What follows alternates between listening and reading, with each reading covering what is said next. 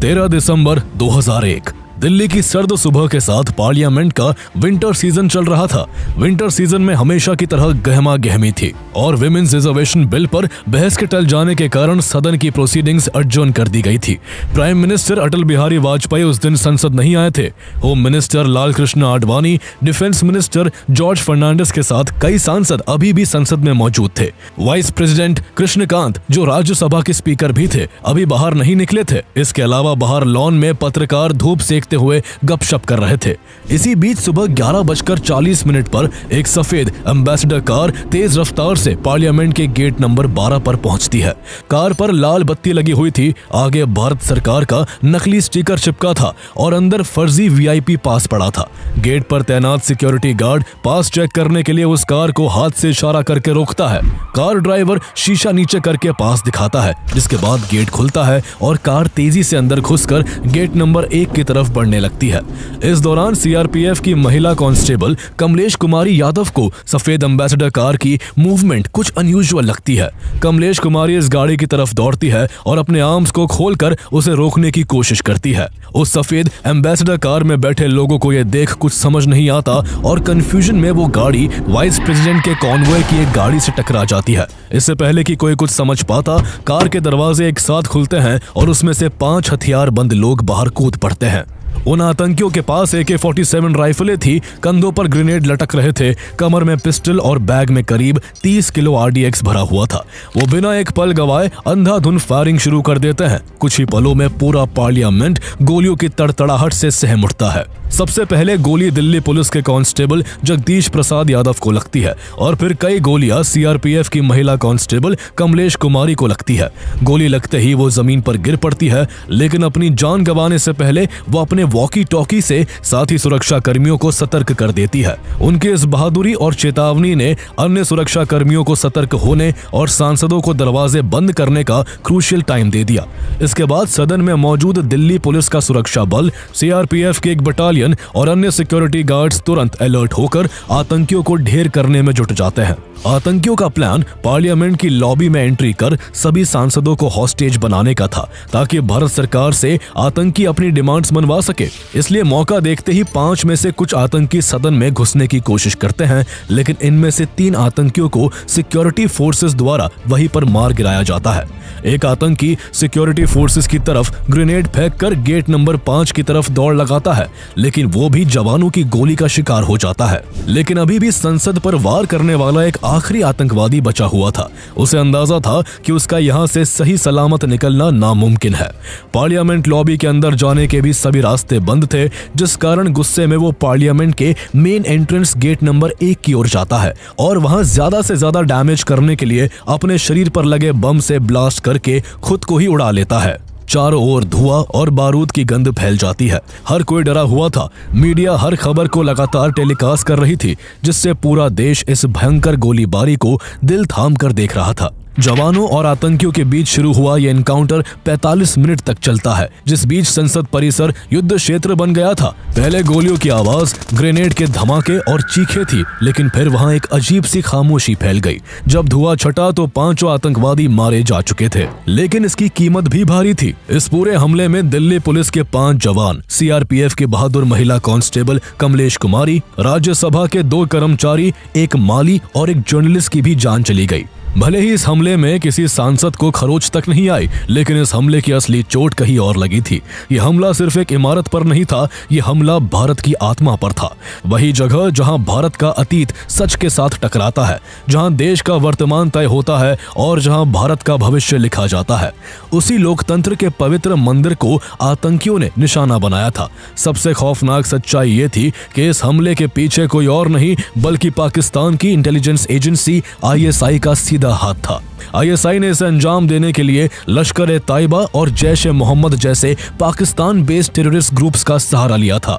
यानी यह सिर्फ एक आतंकी हमला नहीं था, यह भारत के लोकतंत्र को घुटनों पर लाने की एक सोची समझी स्टेट स्पॉन्सर्ड कॉन्स्पिरेसी थी। Parliament, the heart of the nation's democracy, was targeted in one of the most audacious terror attacks in the history of India. The firing lasted for over 30 minutes, in which all 5 terrorists were killed, along with 8 security personnel, including Delhi police officers. personnel of the Central Reserve Police Force and a gardener. The police said the attack was a joint operation carried out by two Pakistani-based terrorist groups, Lashkar-e-Toiba and Jaish-e-Mohammed. India demanded that Pakistan stop the activities of terror outfits, Lashkar-e-Toiba and Jaish-e-Mohammed organizations. It subsequently led to Operation Parakram, an 11-month-long border standoff between India and Pakistan.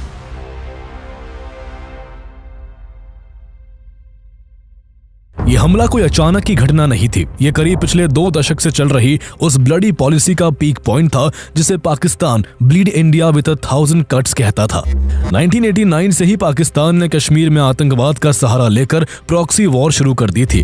हजारों युवाओं को training camps में तैयार किया गया, हथियार दिए गए और घुसपैठ कराई गई। 1990 का पूरा दशक भारत के लिए खून का दशक था। हर साल दर्जनों आतंकी घटनाएं, बम धमाके, ग्रेनेड हमले होते रहते थे। इस बीच 1998 में भारत के पोखरण 2 में न्यूक्लियर टेस्ट के बाद पाकिस्तान भी परमाणु टेस्ट करके खुलेआम न्यूक्लियर पावर वाला देश बन गया। अब दोनों पड़ोसियों के पास दुनिया की सबसे बड़ी और भयानक ताकत आ चुकी थी। लेकिन कहते हैं कि ताकत के साथ घमंड भी आता है। भारत ने तो ताकत को बचा लिया था, लेकिन पाकिस्तान ने गलतफहमी पाल ली कि एटॉमिक अम्ब्रेला के नीचे वो भारत का जितना चाहे खून बहा सकता है और न्यूक्लियर वॉर के डर से भारत चुप रहेगा और कभी बड़े स्तर पर जवाब नहीं दे पाएगा। 1999 में कारगिल वॉर ने इस गलतफहमी को और पुख्ता कर दिया। इस दौरान पाकिस्तानी फौज ने कारगिल द्रास की ऊंची चोटियों पर कब्जा कर लिया था, लेकिन भारत के जवानों ने अपनी जान पर खेलकर पाकिस्तान फौज से एक एक चोटी वापस छीनी और उनको बुरी मात दी। लेकिन इस दौरान इंटरनेशनल प्रेशर और न्यूक्लियर वॉर के खतरे की वजह से भारत सरकार ने भारतीय सेना को LOC पार नहीं करने दी, जिस कारण पाकिस्तान ने इसे अपनी स्ट्रेटेजिक विक्ट्री समझ लिया। उसे लगा कि परमाणु हथियार उसकी ढाल है, जिससे उसके उकसावे और बढ़ गए।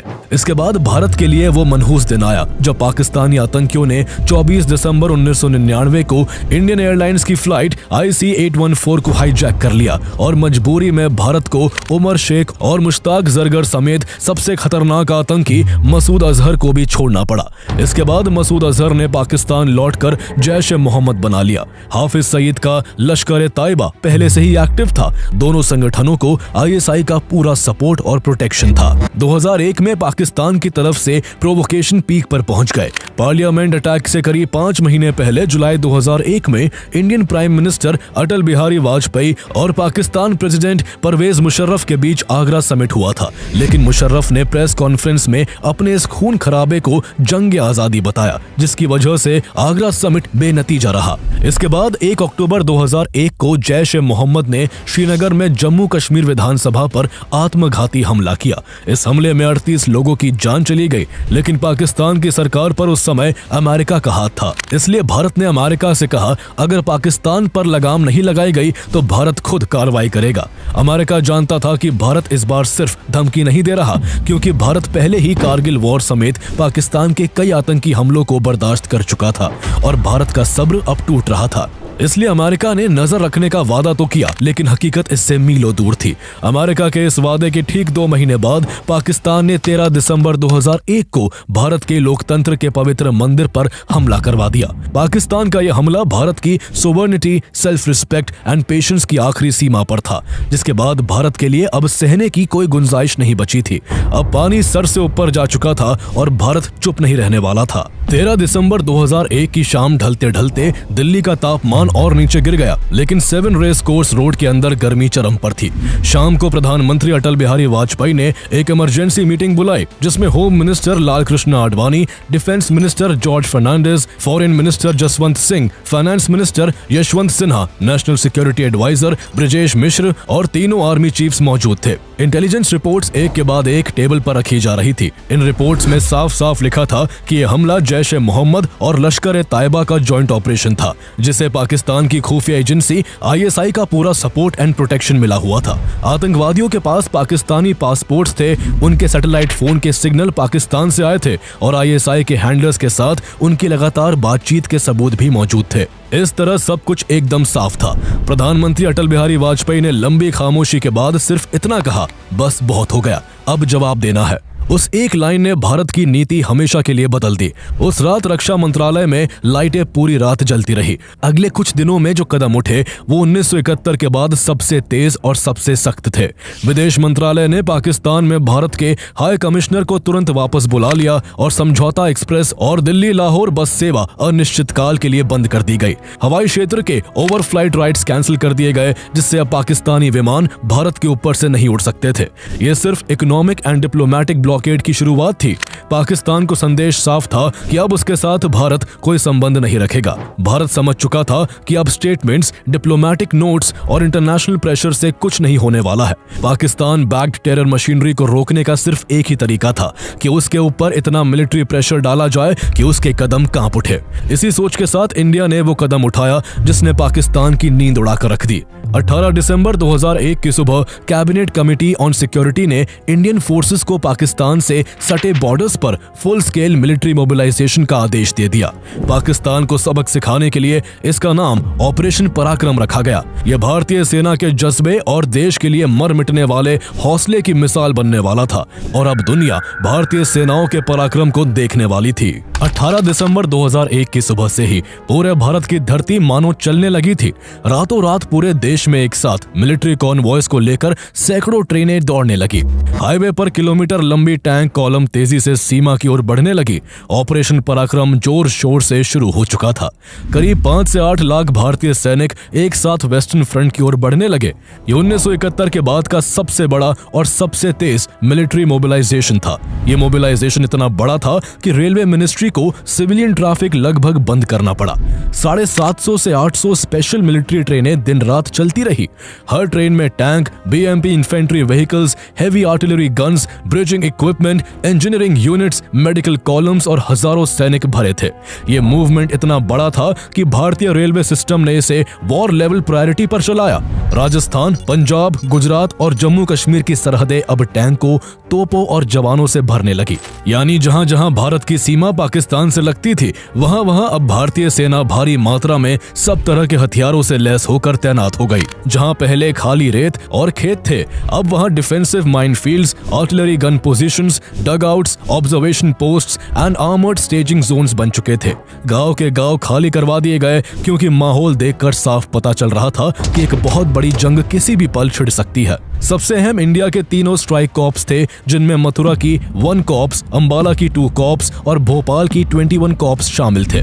ये वही फॉर्मेशंस थी जिन्हें किसी भी बड़े ऑफेंसिव ऑपरेशन के लिए तैयार रखा जाता है।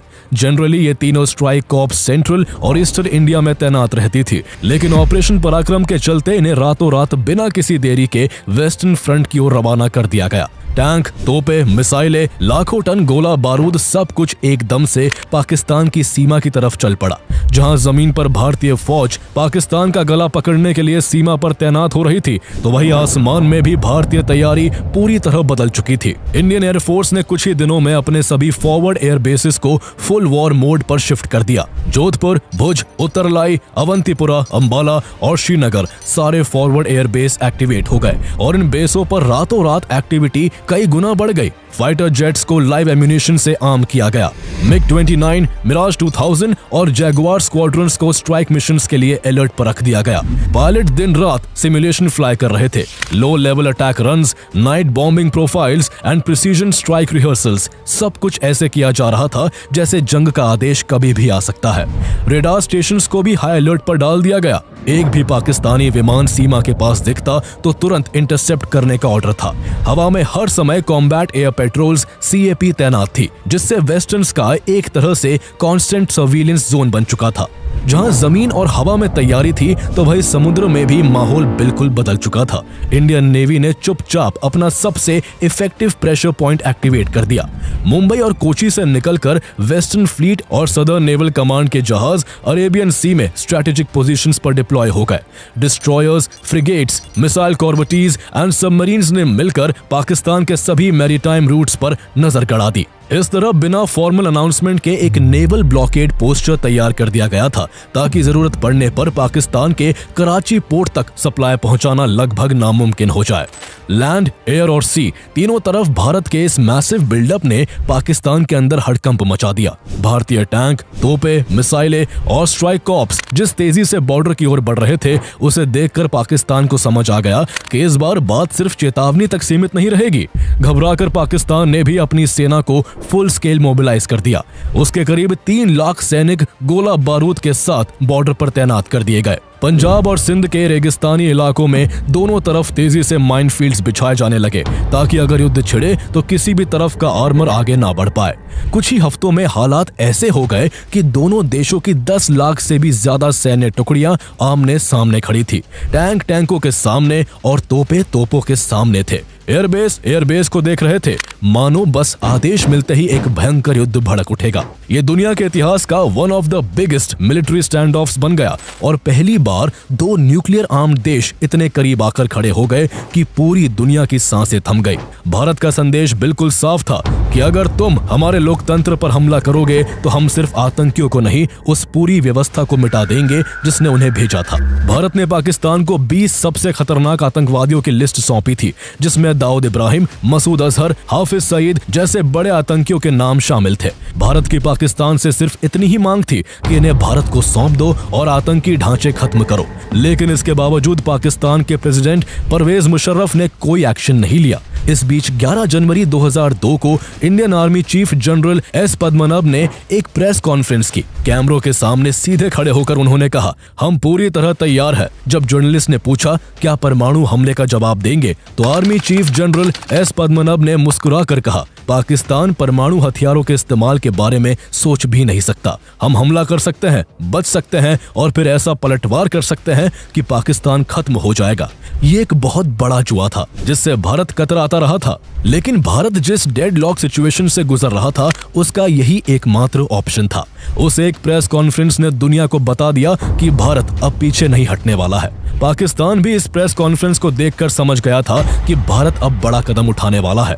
बॉर्डर्स पर भारतीय टैंकों की गड़गड़ाहट और भारतीय फाइटर जेट्स की आसमान में गश्त से पाकिस्तान की हालत पहले ही खराब हो गई थी। इसके अलावा उसके ऊपर अमेरिका भी लगातार दबाव बना रहा था। उस समय अमेरिका की सबसे बड़ी प्राथमिकता अफगानिस्तान थी। 9/11 के बाद अमेरिका ने तालिबान और अलकायदा पर फुल स्केल वॉर शुरू किया था और इस पूरे ऑपरेशन में पाकिस्तान उसकी सबसे जरूरी कड़ी था। जनरल परवेज मुशर्रफ ने अमेरिका को अपनी जमीन, मिलिट्री बेसेस, एयर कॉरिडोर्स और इंटेलिजेंस एक्सेस उपलब्ध कराया था। इसी वजह से अमेरिका हर साल पाकिस्तान को $2 अरब से ज्यादा की मिलिट्री और इकोनॉमिक एड दे रहा था। अगर इंडिया और पाकिस्तान के बीच युद्ध छिड़ जाता तो पाकिस्तान अपनी फौज को अफगान बॉर्डर से हटाकर इंडिया बॉर्डर पर भेज देता, जिससे अमेरिका का पूरा अफगानिस्तान मिशन कोलैप्स हो सकता था। इसीलिए अमेरिका की पूरी कोशिश थी कि इंडिया पाकिस्तान वॉर के हालात बन ही ना पाए। इन सभी फैक्टर्स के चलते 12 जनवरी 2002 को परवेज मुशर्रफ ने लश्कर-ए-तैयबा और जैश-ए-मोहम्मद समेत 6 टेररिस्ट ऑर्गेनाइजेशंस को बैन कर दिया। इसके अलावा उन्होंने मसूद अजहर और हाफिज सईद को नजरबंद करने और पाकिस्तानी जमीन से आतंकवाद खत्म करने का वादा किया। इस तरह से पाकिस्तान के प्रेसिडेंट ने खुद पब्लिकली एक्सेप्ट कर लिया था कि पाकिस्तान की टेरिटरी पर आतंकवाद पनप रहा था। वेस्टर्न मीडिया ने इस स्पीच को एक मेजर शिफ्ट बताया और भारत सरकार को भी लगा कि उसकी कोएर्सिव स्ट्रैटेजी काम कर गई है। इससे भारत सरकार का रुख थोड़ा नरम पड़ गया। पहले भारत का प्लान था कि 14 जनवरी 2002 को पाकिस्तान पर एक हमला किया जाएगा, लेकिन मुशर्रफ के बयान के बाद इसे रोक दिया गया। 14 जनवरी को हमला न करने के पीछे एक वजह यह भी थी कि इंटेलिजेंस इनपुट्स के अनुसार पाकिस्तान ने POK में अपने अधिकांश टेररिस्ट ट्रेनिंग कैंप्स को हटा दिया था। इसका मतलब था कि अगर इंडिया को कोई भी मीनिंगफुल मिलिट्री सक्सेस चाहिए होती तो भारतीय सेना को इंटरनेशनल बॉर्डर क्रॉस करना पड़ता। इससे इंडिया अग्रेसर दिख सकता था, जिस वजह से ग्लोबल इंटरवेंशन और कश्मीर इशू को इंटरनेशनलाइज करने का खतरा बढ़ जाता। इसीलिए CCS ने फैसला किया कि मुशर्रफ को एक और मौका दिया जाए, मगर इंडियन फोर्सेस को पूरी तरह मोबिलाइज रखा जाए।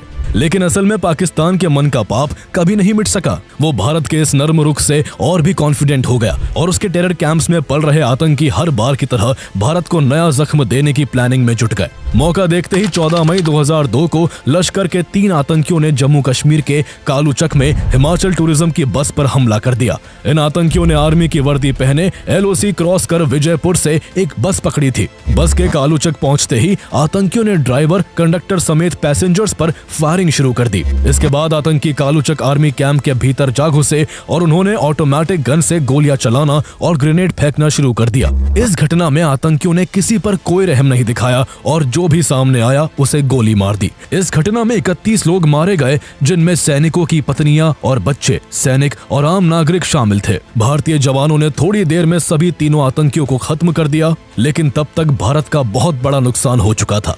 पाकिस्तान के इस आतंकी हमले ने भारत का गुस्सा और भी बढ़ा दिया। अगले ही दिन पार्लियामेंट में अटल बिहारी वाजपेयी ने साफ कहा, हमें अब प्रतिकार करना होगा। उनके ये शब्द सुनकर हर सैनिक का खून उबाल मारने लगा। हर कोई अब पाकिस्तान को सबक सिखाना चाहता था। इस घटना के बाद स्ट्राइक कॉर्प्स को राजस्थान के रेगिस्तान में कंसंट्रेशन एरिया में आगे बढ़ने का ऑर्डर दिया गया। टैंक, तोपे, मिसाइल लॉन्चर सब कुछ अटैकिंग पोजीशन में आ गए। अब सिर्फ एक हरी झंडी की देर थी। लेकिन इस बीच इंटरनेशनल हलचल काफी तेज हो चुकी थी। दुनिया समझ चुकी थी कि अगर इस बार युद्ध छिड़ा तो वो 2 न्यूक्लियर आर्म्ड देशों के बीच होगा और इसका असर पूरी दुनिया पर पड़ सकता है। इसलिए अमेरिका के राष्ट्रपति जॉर्ज W. बुश, रूस के राष्ट्रपति व्लादिमीर पुतिन, ब्रिटेन के प्रधानमंत्री टोनी ब्लेयर और जापान के प्रधानमंत्री जुनिचिरो कोइजुमी समेत कई देशों के शीर्ष नेता लगातार भारत और पाकिस्तान से बात कर रहे थे ताकि युद्ध को रोका जा सके। अमेरिका ने साफ कहा कि पाकिस्तान को भारत की मांगे माननी ही होंगी, वरना हालात काबू से बाहर निकल जाएंगे। इतना ही नहीं, अमेरिका ने लश्कर-ए-तैयबा और जैश-ए-मोहम्मद को टेररिस्ट ऑर्गेनाइजेशन घोषित कर दिया और पाकिस्तान पर उसके आतंकियों पर लगाम कसने का दबाव बनाया।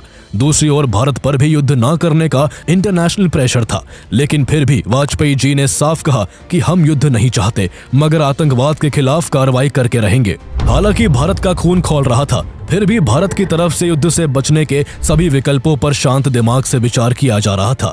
लेकिन दूसरी तरफ पाकिस्तान के तानाशाह परवेज मुशर्रफ लगातार उकसाऊ कदम उठा रहे थे। युद्ध जैसे हालात बने हुए थे और इसी बीच पाकिस्तान ने अपनी 3 बैलिस्टिक मिसाइल्स गौरी, गजनवी और अब्दाली का टेस्ट किया। ये सीधी चुनौती थी कि पाकिस्तान एस्केलेशन के लिए तैयार है।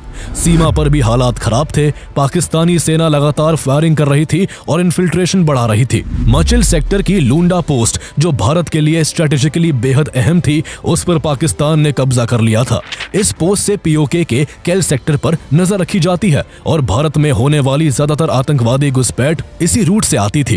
भारत भी इस बार चुप नहीं बैठा। 29 जुलाई 2002 को इंडिया ने कारगिल वॉर के बाद पहली बार एयर पावर का इस्तेमाल किया। इंडियन एयरफोर्स के मिराज 2000H जेट्स ने दिन के उजाले में लूंडा पोस्ट पर प्रिसीजन गाइडेड 1000 पाउंड बॉम्ब्स गिराए और पाकिस्तान के बनाए 4 बंकर्स को नष्ट कर दिया। इस स्ट्राइक से इंडिया ने न केवल लूंडा पोस्ट को वापस कैप्चर किया, बल्कि पाकिस्तान के कम से कम 28 सैनिक मार गिराए।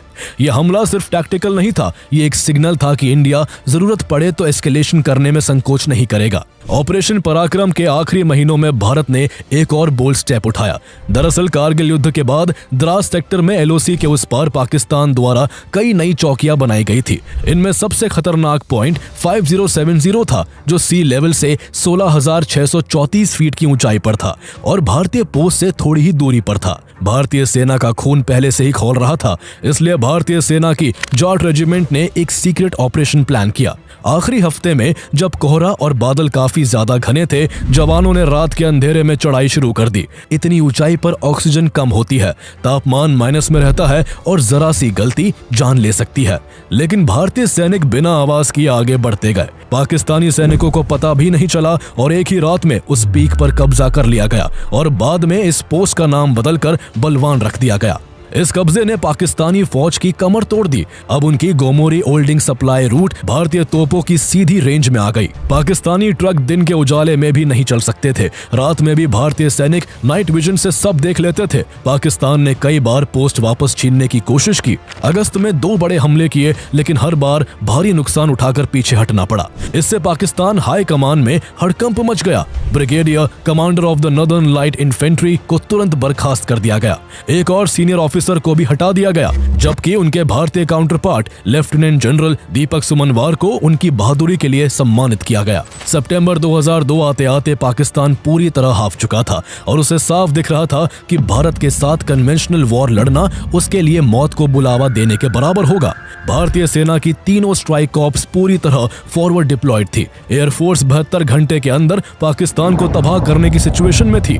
दूसरी तरफ पाकिस्तान के सबसे बड़े सरपरस्त अमेरिका ने उसको बिल्कुल अकेला छोड़ दिया था। 9/11 अटैक के बाद अमेरिका का फोकस टेररिज्म के खिलाफ था। अमेरिकी विदेश मंत्री कोलिन पॉवेल ने परवेज मुशर्रफ से साफ कहा कि पाकिस्तान अगर घुसपैठ नहीं रोकता तो भारत पर काबू नहीं रखा जा सकता और परमाणु युद्ध का खतरा पूरी दुनिया के लिए होगा। अमेरिका ने मुशर्रफ को 50 से 70 आतंकी ट्रेनिंग कैंपों की सैटेलाइट तस्वीरें और एग्जैक्ट लोकेशन दी जो पीओके और मेनलैंड पाकिस्तान में चल रहे थे और कहा कि जैश ए मोहम्मद और लश्कर जैसे संगठनों को पूरी तरह खत्म करो। इस दौरान पाकिस्तान इंडिया को न्यूक्लियर अटैक की खोखली धमकी भी दे रहा था, जिसे कॉलिन पॉवेल ने बेकार की बयानबाजी बताया और साफ चेतावनी दी कि ऐसी बयानबाजी बंद हो। अमेरिकन प्रेसिडेंट जॉर्ज बुश ने भी मुशर्रफ को सीधे फोन करके कहा कि अगर घुसपैठ नहीं रुकी तो अमेरिका भारत के साथ खड़ा होगा।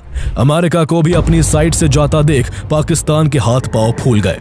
इस दौरान पाकिस्तान की इकोनॉमी इस प्रोलॉन्ग्ड मोबिलाइजेशन से पूरी तरह कोलैप्स के कगार पर पहुंच गई थी। फॉरेन एक्सचेंज रिजर्व्स लगातार खत्म हो रहे थे, ट्रेड रुका हुआ था और IMF भी नई किस्त देने से इनकार कर रहा था। इन सब फैक्टर्स के चलते उसे झुकना पड़ा और उसे यह वादा करना पड़ा कि वो परमानेंटली सीमा पार आतंकवाद बंद करेगा और टेररिस्ट ट्रेनिंग कैंप्स को स्टेप बाय स्टेप डिसमेंटल करेगा। भारत पर भी प्रेशर कम नहीं था। लगभग 10 महीने तक चली इस फुल स्केल मिलिट्री मोबिलाइजेशन की कीमत बहुत भारी पड़ रही थी। सिर्फ लॉजिस्टिक और डिप्लॉयमेंट का डायरेक्ट खर्च ही $2 बिलियन से ज्यादा पहुंच चुका था। लेकिन सबसे दुखद बात यह थी कि बिना किसी डायरेक्ट वॉर के सिर्फ mine blast, training accidents, high altitude exposure और एक्सट्रीम वेदर की वजह से भारत के करीब 800 जवान शहीद हो चुके थे।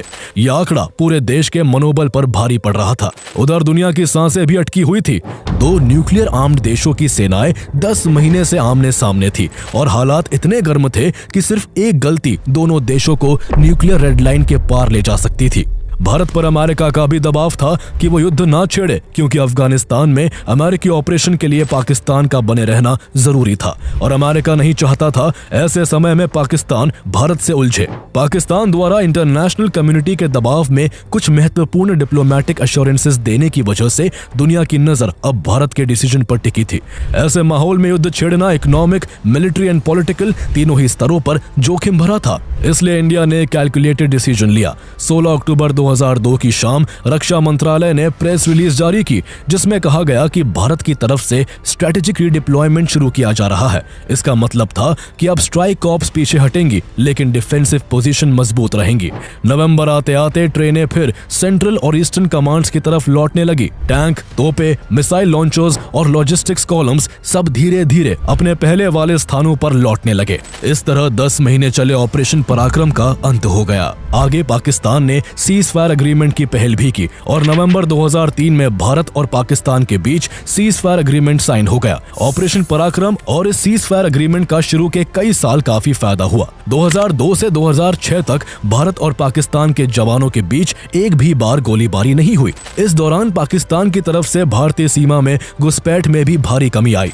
इसके साथ ही मुशर्रफ का 12 जनवरी 2002 का भाषण दुनिया के सामने सबूत बन गया कि पाकिस्तान आतंकवाद को सपोर्ट करता रहा है। जम्मू कश्मीर में 2002 के विधानसभा चुनाव शांतिपूर्वक भी हुए। लश्कर और हिजबुल ने खुलेआम धमकी दी थी कि जो वोट डालेगा उसे मार दिया जाएगा। फिर भी कश्मीरी आवाम लाइन लगाकर पोलिंग बूथ पहुंची। श्रीनगर, बारामुल्ला, अनंतनाग और सेंसिटिव इलाकों में वोटर टर्नआउट पिछले कई चुनावों से कहीं ज्यादा रहा। ये एक तरीके से युद्ध जैसे हालात के बीच भारत की डिप्लोमेटिक और मॉरल विक्ट्री थी। लेकिन लंबे समय में ऑपरेशन पराक्रम के नतीजे उतने असरदार साबित नहीं हुए जितनी उम्मीद थी। मसूद अजहर और हाफिज सईद कुछ साल बाद फिर सक्रिय हो गए। 2006 के बाद से घुसपैठ फिर बढ़ने लगी और पाकिस्तान की जमीन से चलने वाला टेररिज्म पहले की तरह जारी रहा। इस धोखे का सबसे खतरनाक रूप तब सामने आया जब 2008 में लश्कर-ए-तैयबा के 10 आतंकियों ने 26 नवंबर को मुंबई में हमला किया, जिसमें 166 लोगों ने जान गंवाई। ये घटना साफ साबित करती थी कि पाकिस्तान ने 2003 2001 और 2002 के स्टैंड ऑफ के दौरान जो वादे किए थे वो सिर्फ दिखावे के लिए थे और उसका टेरर इंफ्रास्ट्रक्चर पूरी तरह इंटैक्ट था। ऑपरेशन पराक्रम एक तरीके से भारत के लिए रियलिटी चेक था। ये पहला मौका था जब इंडिया ने बहुत कम समय में एक मैसिव ऑफेंसिव मोबिलाइजेशन की कोशिश की थी। इस ऑपरेशन ने कई कमजोरियां खोल कर रख दी। सबसे बड़ा सबक ये था कि ऑपरेशन पराक्रम के दौरान इंडियन आर्मी की मोबिलाइजेशन स्पीड बहुत धीमी थी। स्ट्राइक कॉर्प्स को बॉर्डर तक पहुंचने में 21 से 28 दिन लग गए। इतने दिन में पाकिस्तान ने अपनी डिफेंस मजबूत कर ली और अमेरिका को बीच में कूदने का पूरा मौका मिल गया। इसी एक्सपीरियंस के बेस पर 2004 में इंडियन आर्मी ने कोल्ड स्टार्ट डॉक्ट्रिन नाम की अपनी नई मिलिट्री स्ट्रेटेजी तैयार की, जिसके तहत भारत को अब जवाबी हमला करने के लिए कई हफ्ते नहीं बल्कि केवल 48 से 72 घंटे लगेंगे। इसके साथ ही ऑपरेशन पराक्रम ने राजनीतिक और सैन्य नेतृत्व के बीच गहरी खाई की भी पोल खोल दी। सेना कई बार कह चुकी थी हम तैयार है, ऑर्डर दो, लेकिन आखिरी पल में राजनीतिक नेतृत्व हिचकिचा गया। अटल बिहारी वाजपेयी ने बाद में कहा था हम युद्ध नहीं चाहते थे। कई जनरल आज भी मानते हैं कि अगर कालूचक के बाद हमला कर दिया जाता तो नतीजे अलग होते, लेकिन फिर भी ऑपरेशन पराक्रम का एक बड़ा स्ट्रेटेजिक फायदा ये हुआ कि दुनिया ने भारत को रिस्पॉन्सिबल न्यूक्लियर पावर माना, क्योंकि भारत ने कभी परमाणु धमकी तक पाकिस्तान को नहीं दी। ये बात इंटरनेशनल कम्युनिटी में इंडिया की क्रेडिबिलिटी को बहुत मजबूत करती है। इसके साथ ही ऑपरेशन पराक्रम ने भारत को सिखाया कि सिर्फ ताकत दिखाना काफी नहीं, उसे इस्तेमाल करने की राजनीतिक इच्छा शक्ति भी चाहिए। ये पहली बार नहीं था जब भारत ने मैसिव मिलिट्री मोबिलाइजेशन की और आखिरी क्षण में पीछे हट गया। 1986-87 में भी इंडिया ने ऑपरेशन ब्रास टैक्स के नाम से एक बहुत बड़ा सैन्य अभ्यास किया था, इतना बड़ा कि पाकिस्तान को लगा कि इंडिया हमला करने वाला है, लेकिन अंत में इंडिया ने कोई डिसाइसिव मिलिट्री एक्शन नहीं लिया। इसी सबक की वजह से आगे चलकर भारत ने डिसाइसिव माइंडसेट अपनाया और पाकिस्तान के आतंकवादी हमलों के जवाब में 2016 में उरी सर्जिकल स्ट्राइक, 2019 में बालाकोट एयर स्ट्राइक और 2025 में ऑपरेशन सिंदूर हुए। ऑपरेशन पराक्रम की आग में जो सबक पके थे वो आज भी भारतीय सेना की रणनीति की रीढ़ है। 10 महीने, अरबों का खर्चा और करीब 800 सैनिकों की शहादत, ये कीमत भारी थी, लेकिन इसने भारत को वो आत्मविश्वास दिया जो पहले नहीं था। पार्लियामेंट अटैक के बाद भारत में एक बड़े स्तर पर इन्वेस्टिगेशन शुरू हुई और कई लोगों को इस साजिश में शामिल होने के आरोप में गिरफ्तार किया गया। मोहम्मद अफजल गुरु, शौकत हुसैन गुरु, SAR गिलानी और अफसान गुरु को मुख्य आरोपी बनाया गया। ट्रायल कोर्ट ने अफजल गुरु, शौकत हुसैन और SAR गिलानी को डेथ पेनल्टी सुनाई, जबकि अफसान गुरु को 5 साल की सजा मिली। हालांकि बाद में हाई कोर्ट ने गिलानी और अफसान गुरु को बरी कर दिया, लेकिन अफजल गुरु की मौत की सजा सुप्रीम कोर्ट ने भी बरकरार रखी। शौकत की सजा कम कर दी गई और अफजल गुरु को 9 फरवरी 2013 को फांसी दी गई। अगर आप पार्लियामेंट अटैक की पूरी प्लानिंग, पाकिस्तान ISI की भूमिका, टेररिस्ट की एंट्री से लेकर 13 दिसंबर की मिनट बाय मिनट कहानी तक सब कुछ डिटेल में जानना चाहते हैं तो हमारी पिछली वीडियो देख सकते हैं, जिसका लिंक आपको इस वीडियो के डिस्क्रिप्शन में मिल जाएगा।